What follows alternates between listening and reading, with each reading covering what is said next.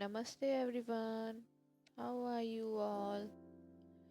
Today I have brought a video on a new topic for you. We often talk about twin flames and the two energies, the divine feminine and the divine masculine, right? But what are these energies actually like in reality? What exactly is this energy? Let's understand this deeply and look at what kind of people are born under this energy. So let's get started. Understanding divine feminine energy. First, let's talk about the divine feminine in this video. The divine feminine is a Shakti, a cosmic power that runs this entire universe. Whether you call it in Hinduism Adi Shakti, Mahashakti, or actually whether you call it a nature, all of this flow, this energy that exists everywhere, is the feminine energy. The divine feminine can exist within any gender. Remember, any gender.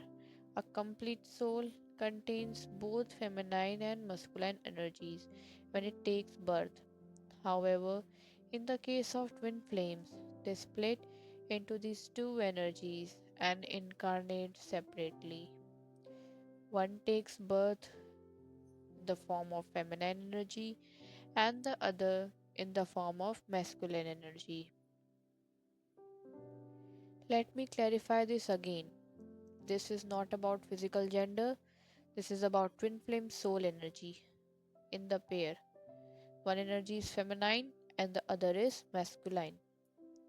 Therefore, the feminine energy can belong to a guy as well, and it can belong to a girl as well.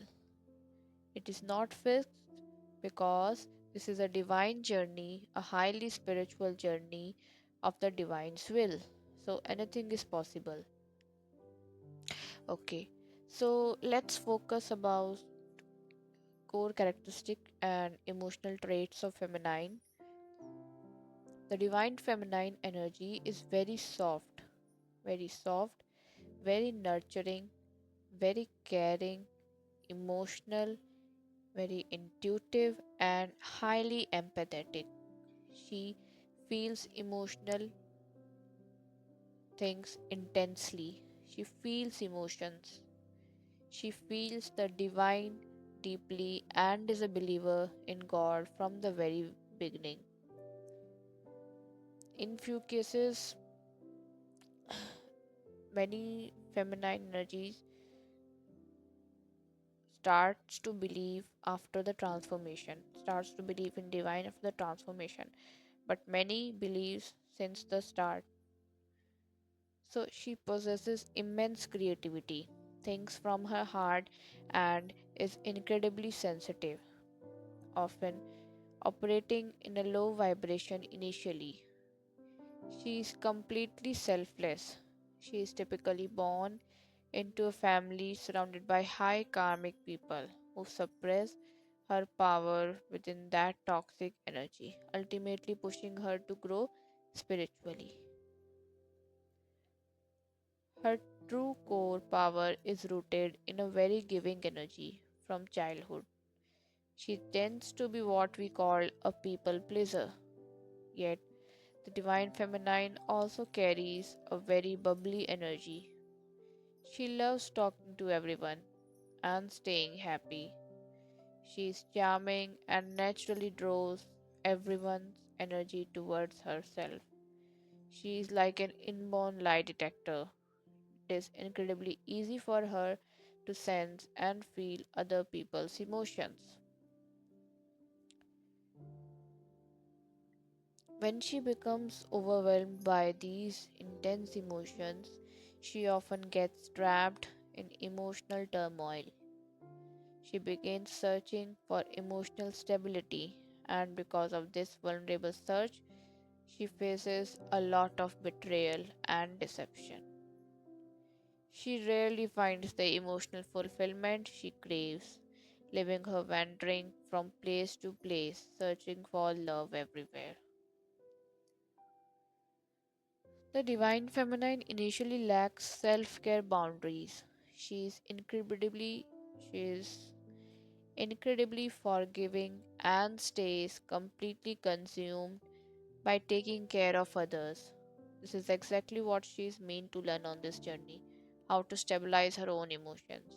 Okay, so she can be quite fickle minded as well at first, struggling to understand what she wants or where she needs to go. As based on my experience, this is the worst thing I have ever experienced in my life because I don't know the direction, I don't know where to go, from where to start. She remains stuck in the chaser energy, dealing with constant overthinking and emotional turbulence. And now, if we talk about her childhood and upbringing, she has a very sweet nature right from the start, laughing, playing, and jumping around.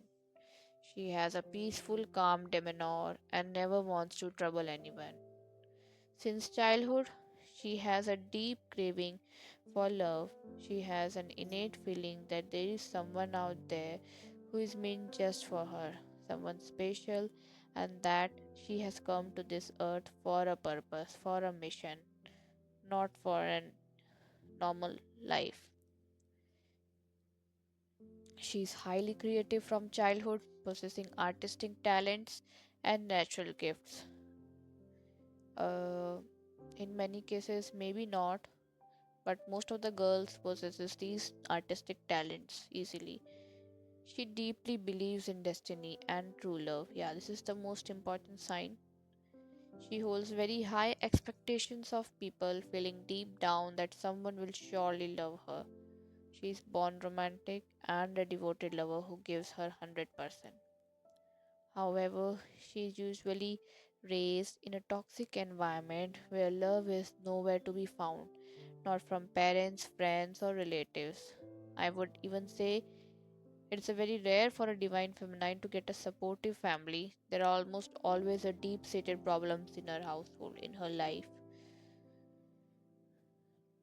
The life of a divine feminine is so full of struggle that she finds no support anywhere. She rarely gets the support of a good friend throughout her life. Because of this, she becomes an introvert, quietly observing and suffering through everything alone. She has no guide or proper person to offer direction in her life. Only God is by her side when she forces herself to stand back up. Even so, she holds on to the faith that someone will surely come for her.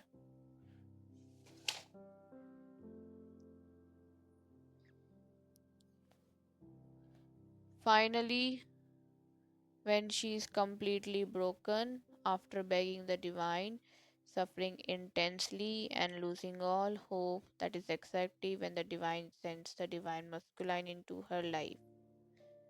And from that point on, her true journey begins. Moving forward, a massive transformation takes place in her life, and she ultimately attains self love, divine love, and true unconditional love. So, this was the nature and characteristic of the divine feminine. I hope you like this video. In the next video, we will discuss what the divine masculine energy is like. Until then, please subscribe to the channel, like the video, share it, and definitely leave your questions in the comments so I can connect with you. Take care. Bye bye.